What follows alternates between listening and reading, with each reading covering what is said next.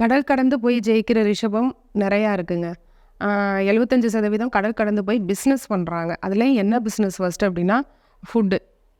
Maximum அவங்க அப்பா ஒரு கடையில் ஒரு ஃபுட்டு கடை ஹோட்டல் வச்சுட்டு போயிருந்தாங்கன்னா ரிஷபராசி பையன் வந்து அதை 10ஆ மாற்றிடுறாரு. சரிங்களா?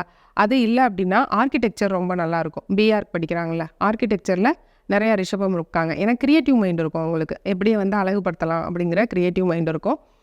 அரசாங்கத்தில் பார்த்தா டாக்குமெண்ட் ரிலேட்டடான ஒர்க்கில் நிறைய அரசு அதிகாரிகள் ரிஷபராசிக்காரங்க. பத்திர எழுத்தர்கள் இருக்காங்க, ஆர்ஐ இருக்காங்க. டாக்குமெண்ட் ரிலேட்டடாக நம்ம கையெழுத்துக்க தாசில்தார்ஸ் ஆல்சோ அவங்க எல்லாருமே ரிஷபராசியில் அதிகமாக இருக்காங்க. இந்த மாதிரியான துறைகள் நல்லா இருக்குது.